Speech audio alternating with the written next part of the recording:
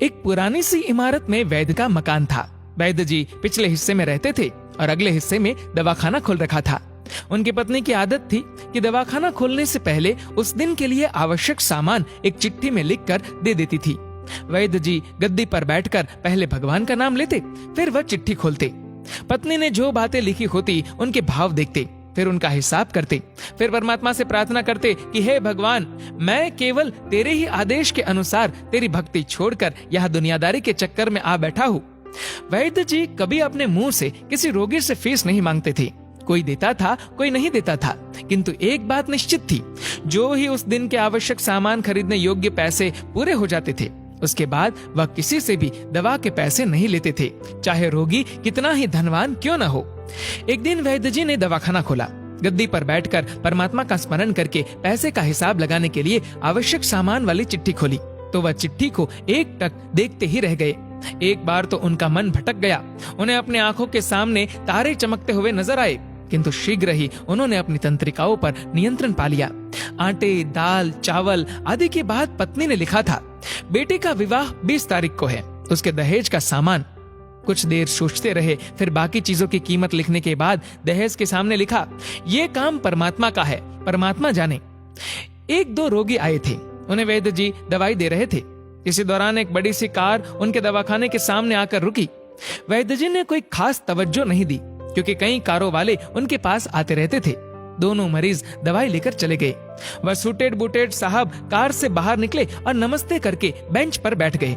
वैद्य जी ने कहा कि अगर आपको अपने लिए दवा लेनी है तो इधर स्टूल पर आए, ताकि आपकी नाड़ी देख लूं, और अगर किसी रोगी की दवाई लेकर जाना है तो बीमारी की स्थिति का वर्णन करे। वह साहब कहने लगे, वैद्य जी, आपने मुझे पहचाना नहीं। मेरा नाम कृष्णलाल है, लेकिन आप मुझे पहचान भी कैसे सकते हैं, क्योंकि मैं 15-16 साल बाद आपके दवाखाने पर आया हूँ। आपको पिछली मुलाकात का हाल सुनाता हूँ, फिर आपको सारी बात याद आ जाएगी। जब मैं पहली बार यहाँ आया था तो मैं खुद नहीं आया था, अपितु ईश्वर मुझे आपके पास ले आया था, क्योंकि ईश्वर ने मुझ पर कृपा की थी और वह मेरा घर आबाद करना चाहता था। हुआ इस तरह था कि मैं कार से अपने पैतृक घर जा रहा था।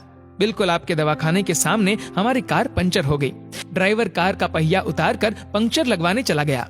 आपने देखा कि गर्मी में मैं कार के पास खड़ा था, तो आप मेरे पास आए और दवाखाने की ओर इशारा किया और कहा कि इधर आकर कुर्सी पर बैठ जाए। अंधा क्या चाहे 2 आंखें, और कुर्सी पर आकर बैठ गया।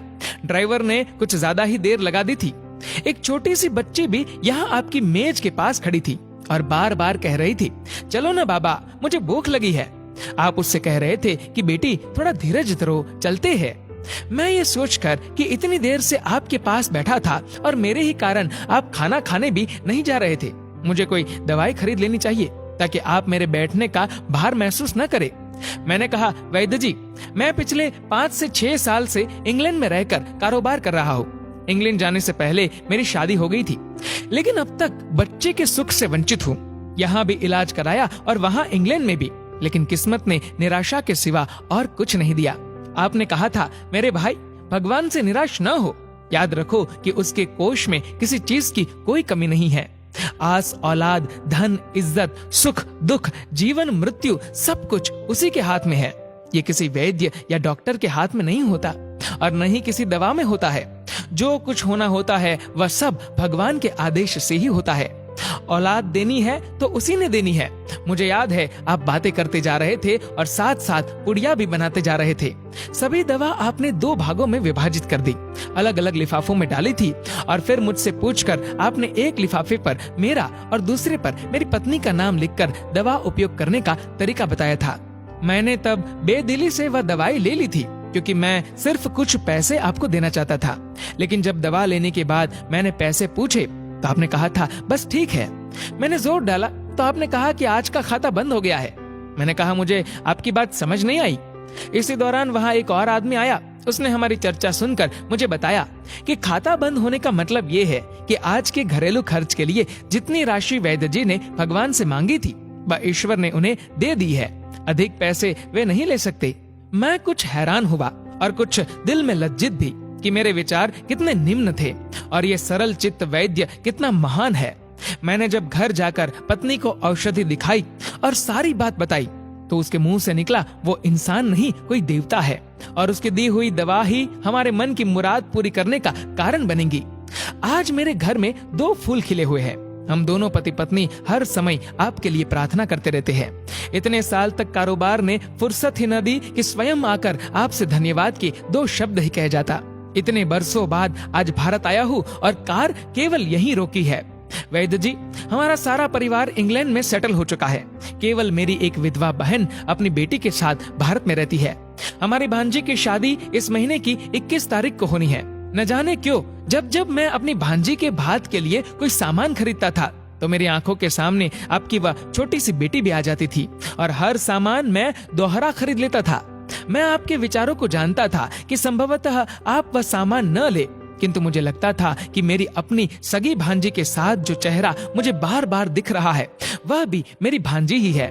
मुझे लगता था कि ईश्वर ने इस भांजी के विवाह में भी मुझे भात भरने की जिम्मेदारी दी है। वैद्य जी की आंखें आश्चर्य से खुली की खुली रह गई और बहुत धीमी आवाज में बोले, कृष्णलाल जी, आप जो कुछ कह रहे हैं मुझे समझ नहीं आ रहा कि ईश्वर की ये क्या माया है। आप मेरी श्रीमती के हाथ की लिखी हुई ये चिट्ठी देखिए। और वैद्य जी ने चिट्ठी खोलकर कृष्णलाल जी को पकड़ा दी। वहां उपस्थित सभी ये देखकर हैरान रह गए कि दहेज का सामान के सामने लिखा हुआ था, ये काम परमात्मा का है, परमात्मा जाने। कांपती सी आवाज में वैद्य जी बोले, कृष्णलाल जी, विश्वास कीजिए कि आज तक कभी ऐसा नहीं हुआ कि पत्नी ने चिट्ठी पर आवश्यकता लिखी हो और भगवान ने उसी दिन उसकी व्यवस्था न कर दी हो। आपकी बातें सुनकर तो लगता है कि भगवान को पता होता है कि किस दिन मेरी श्रीमती क्या लिखने वाली है, अन्यथा आपसे इतने दिन पहले ही सामान खरीदना आरंभ न करवा दिया होता परमात्मा ने। वाह भगवान वाह, तू महान है, तू दयावान है। मैं हैरान हूँ कि वह कैसे अपने रंग दिखाता है। वैद्य जी ने आगे कहा, मैंने जीवन में सिर्फ एक ही पाठ पढ़ा है कि सुबह परमात्मा का आभार करो, शाम को अच्छा दिन गुजरने का आभार करो, खाते समय उसका आभार करो, सोते समय उसका आभार करो। दोस्तों, आपके इस वीडियो के बारे में क्या राय है नीचे कमेंट करके जरूर बताएगा। और अगर दोस्तों आपको ये वीडियो पसंद आए तो इस वीडियो को लाइक करेगा, ज्यादा से ज्यादा लोगों तक शेयर करेगा, और ऐसे ही और भी इंस्पिरेशनल वीडियोस के लिए सब्सक्राइब करें हमारे यूट्यूब चैनल को और फेसबुक पर फॉलो करें हमारे पेज को। धन्यवाद।